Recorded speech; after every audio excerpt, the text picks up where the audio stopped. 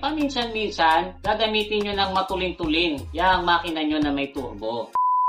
Ang turbocharger po ng isang makina ay may control system. Yung ibang setup ay mayroong tinatawag na wastegate or WG at yung ibang design naman po ay mayroon ng tinatawag na variable geometry or VG.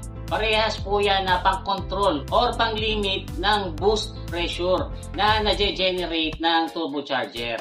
Naandyan po yan para mag-prevent ng damage. Kaya lang kuminsan ay nai-stock po yung WG or yung VG sa medyo open position. At pag ganyan po ang nangyayari ay mararamdaman nyo yan kasi yung usual na power ay parang may iba. Nagiging parang delay yung acceleration at parang mahinang humatak.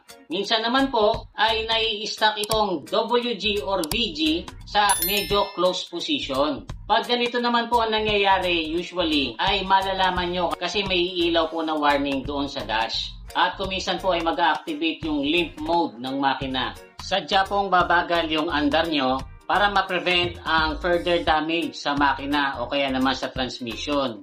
Hanggang sa makauwi kayo sa bahay or madala nyo yung sasakyan sa mekaniko. Kasi guys, kapag ganyang medyo na-stuck sa close position, ay po pwedeng masobrahan sa boost ang makina. At pwedeng maging cause para masira yung turbocharger or yung makina. Nangyayari naman po yung nai-stuck sa medyo open position or medyo close position yung WG at saka VG dahil sa nagkakaroon po ng contaminant o kaya naman ng corrosion. At yan po ay malimit na nangyayari dun sa mga sasakyang may turbo tapos bihirang magamit. O kaya naman nagagamit pero bihirang tumulin at puro mga short trips lang ang ginagawa. So para ma-prevent po itong ganitong sitwasyon ay paminsan-minsan gagamitin nyo ng matulin-tulin yung makina nyo na may turbo. Pero kung talagang exclusive ka na takbong pogi lang, ay po pwede mo namang gawin yan ng naka-neutral. Magre-rev ka lang ng mataas, pero bago nyo po yan gawin, paalala ko lang na i-warm up nyo muna ng konti yung makina. Huwag naman po yung i-start nyo pa lang ay magre-rev na kayo agad.